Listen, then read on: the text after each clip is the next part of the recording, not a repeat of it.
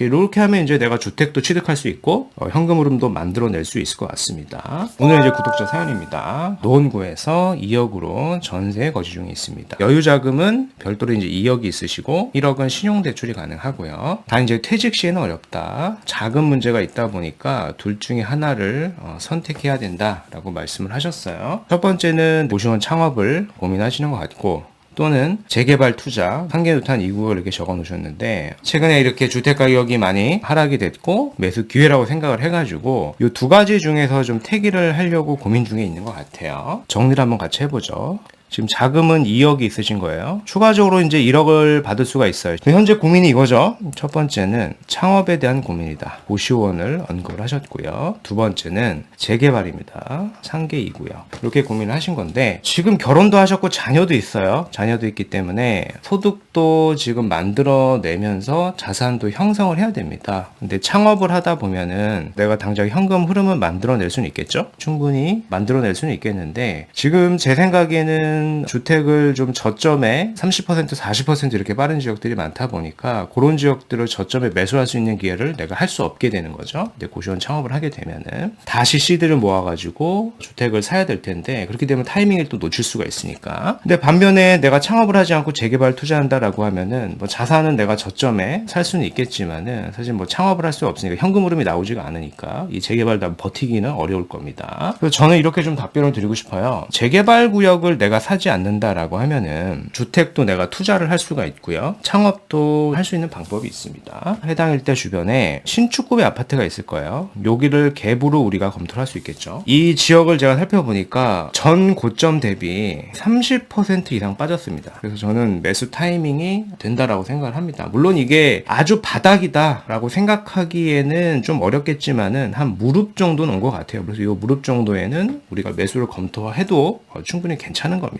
해당 지역의 25평 아파트를 보면은 지금 매매가가요 한 6.9억 정도 합니다. 근데 전세가 한 4.5억에서 5억 이상도 받을 수가 있으니까, 예를 들어서 뭐 7억짜리 아파트에 전세를 5억 끼고 산다라고 하면 내 자금은 이렇게 2억이 들어가게 되는 거겠죠. 이걸 하나 사시고 2억에 대해서 한 75%에서 많게는 80%까지 이게 사업자로 대출이 가능하죠. 사업자 대출을 받아가지고 주택을 매수하면은 안 되는데, 우리는 어차피 고시원이라고 하는 것을 창업을 할 거다 보니까 그런 식으로 사업자 대출을 활용하면 됩니다. 한 1.5억 정도가 회수가 되고요. 요게 이제 고시원을 내가 인수를 해가지고 수익률을 많게는 투자금 대비 30% 이상도 실적으로 이제 만들 수가 있으니까요. 이렇게 하면 이제 내가 주택도 취득할 수 있고 고시원 창업을 통해가지고 현금 흐름도 만들어낼 수 있을 것 같습니다. 그리고 이제 고시원 사업자를 내서 한 6개월 정도 지나면은 우리가 이제 정책 자금이라는 것도 지원을 해가지고 좀 대출을 받을 수가 있어요. 그래서 요거를 우리가 이제 자금으로 활용을 해 보셔도 충분히 좋다라고 생각을 합니다. 그래서 제 결론은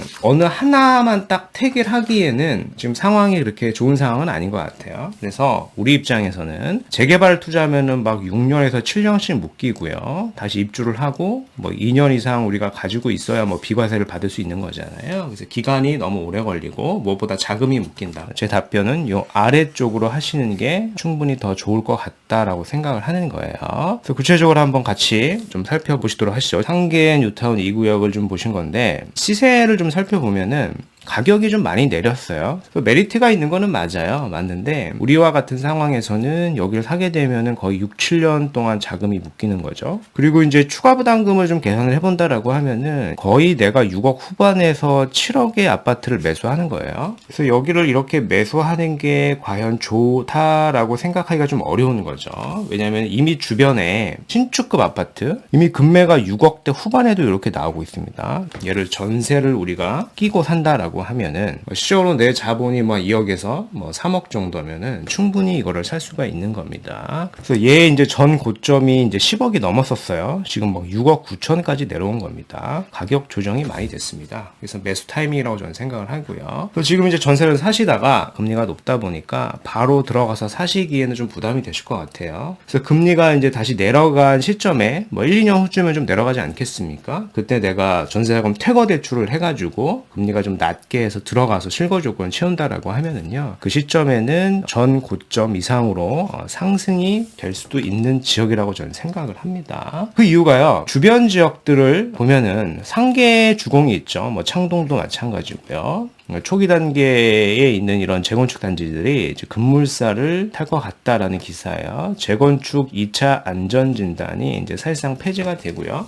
재건축 추진 속도가 좀 빨라질 것 같습니다. 근데 현재 계시는 지역들이 보면은 대부분 다 정비사업 구역입니다. 그래서 주변에 있는 이런 신축급의 아파트가요, 굉장히 귀할 거예요. 여기가 재건축이 되면 어찌됐건 이주를 하게 되고요. 주변에 신축으로도 이주 수요가 나오기 때문에 이런 전세가들은 금리에 대한 인식, 고점이 다시 내려간다라고 하면은 전세가가 다시 상승이 될 수도 있습니다. 수요가 많아져가지고 매매 가격을 끌어올리게 되는 현상이 작용이 될 수 있는 지역이에요. 그래서 이런 식으로 한번 솔루션을 생각해 보시는 게, 내가 뭐 고시원을 창업을 할 건지 또는 재개발 구역을 살 건지 보다는 차라리 신축의 아파트를 갭으로 사서 사업자 대출을 일으켜가지고 고시원을 창업을 하는 게 훨씬 더 좋은 솔루션이다 라고 말씀을 드려보도록 하겠습니다.